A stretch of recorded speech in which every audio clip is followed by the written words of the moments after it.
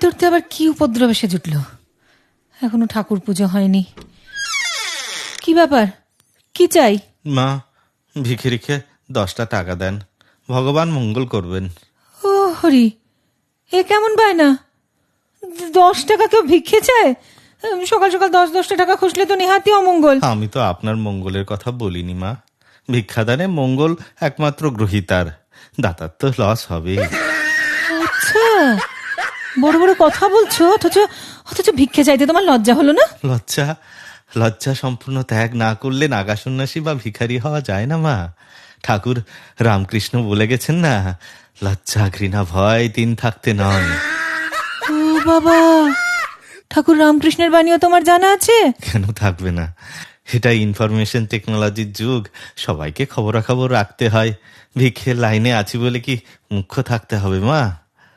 তাই বলে একেবারে 10 টাকা ভিক্ষে চাইবে? কি করব মা, যা ইনফ্লেশন, সংসার চালাতে এটাই লোয়েস্ট ডেনোমিনেশন, ওর কমে চলে না মা। হ্যাঁ, বলো কি? দেখবেন সর্বত্র ভিখারিরা আজকাল 2 টাকা 5 টাকা রিফিউজ করছে। আমাদের হ্যাবনর্স ইউনিয়ন রেট বেঁধে দিয়েছে মা। 10-এর কম নিলে ইউনিয়ন মেম্বারশিপ কাটা যাবে মা। তাছাড়া 10-এর কমে কি আমাদের প্রেস্টিজ থাকে বলুন? ও তাই দেখছি। তা দেখো বাপু, আমিও ঠিক করেছি ক্যাশে ভিক্ষে না দিয়ে কাইন্ডে দেব। কাইন্ডে? হ্যাঁ। কাইন্ডে দেওয়া কাইন্ডনেস? ও, তেমন হলে কনসিডার করতে পারি। এ নাও 5 টাকা দিচ্ছি। পা- যাও একটা মিও আমরের কেক কিনে খাও। আর কত কেক খাবো মা? মানে?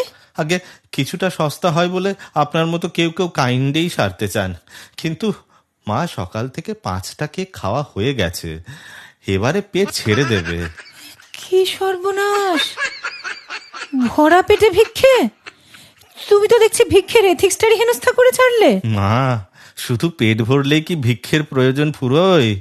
ভবিষ্যতের জন্য সঞ্চয় করতে হবে না? কি কেলেঙ্কারি, সঞ্চয় করতেও পরের টাকা? ছিম, কারোকে পর ভাবতে নেই। পর ভাবে না বলেই তো এদেশ ভরে এমন ব্যাপক তোলা আদায়ের ব্যবস্থা গড়ে উঠেছে। তাছাড়া শ্রী শ্রীমা তো বলেছেন, কেউ পর নয়, জগৎ তোমার। ওরে ফাদার, হ্যাঁ, এমন জ্ঞান পাপী ভিখিরি আমি জন্মে দেখিনি। মা, স্বয়ং কার্ল মার্কস বলেছেন, হ্যাবনর্সদের উচিত হ্যাবসদের কাছ থেকে কেড়ে নেওয়া। আমি তো বল প্রয়োগ করিনি, চেয়ে নিচ্ছি। আপনি রাগ করছেন কেন? রাগ করবো না? হ্যাঁ, রাগ করবো না? এমন হাট্টা কাট্টা স্বাস্থ্য তোমার, চেয়ে খাবে কেন? হ্যাঁ, কাজ করে উপার্জন করতে পারো না? কাজ করে রোজগার করার পাট পশ্চিমবঙ্গ থেকে বহুদিন উঠে গেছে মা।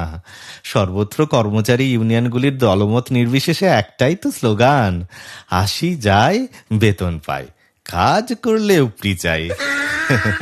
শোনেননি মা জননী? শুনেছি বই কি, এই করেই তো দেশটা গোল্লাই গেল। তাছাড়া মা, কাজ কোথায় যে কাজ করব? কাজ থাকলে বাংলায় এমন হাজারে হাজারে বেকার থাকতো। আচ্ছা, বিপদে পড়েছি। আরে বাবা, চাকরি করতে হবে কেন? স্বয়ংনির্ভর স্বরোজগারেরও তো উপায় আছে। আছে মা, তার পরিমাণ ওই পুষ্পদের চেয়ে বেশি নয়। বস্তুত এদেশে আত্মনির্ভর হওয়ার 2টো মাত্র উপায়, ডাকাতি অথবা ভিক্ষে। ডাকাতির মতো খতরনাক প্রফেশনে না গিয়ে নিরীহ ভিক্ষাবৃত্তি নিয়েছি, এটা কি অপরাধ হলো মা? ওহে ওহে, শোনো, তোমার সঙ্গে কথাই পারা যাবে না। আচ্ছা আচ্ছা, তুমি কি জীবনে কখনোই কোনো কাজ করনি? কেন করব না? ভিক্ষেও তো কোয়াইট নোবেল প্রফেশন, একটি হার্মলেস স্বনিযুক্ত প্রকল্প। আরে, আমি বলছি তুমি কি ভিক্ষে ছাড়া কোনো কাজ করনি? মানে কোনো সোশ্যাল ওয়ার্ক জাতীয়? কেন মা, ভিক্ষেই তো একটি রেসপেক্টেবল সোশ্যাল ওয়ার্ক। কি বললে? হ্যাঁ কি বললে? ভিক্ষে সোশ্যাল ওয়ার্ক? হ্যাঁ, নয়, দাতাকে পুণ্য অর্জনের সুযোগ করে দিতেই আমাদের এই পরিষেবা। বলো কি, ভিক্ষে হলো পরিষেবা?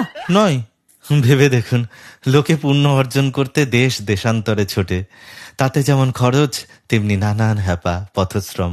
আমি সেই সব পুণ্যলোভীদের ট্রাভেলিং ট্রাভেলস এবং ইউজলেস এক্সপেন্ডিচার বাঁচিয়ে ফোকটে পুণ্যার্জন করতে সাহায্য করি, স্রেফ ভিক্ষে দিয়ে অনন্ত স্বর্গের পাসপোর্ট।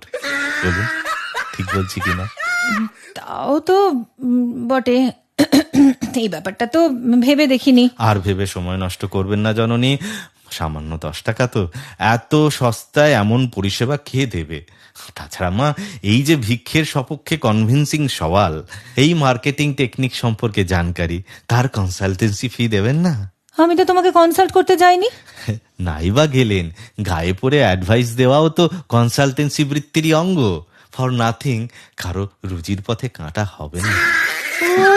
ওহো, তোমাকে ভিক্ষাবৃত্তির কনসালটেন্ট হতে কে বলেছিল?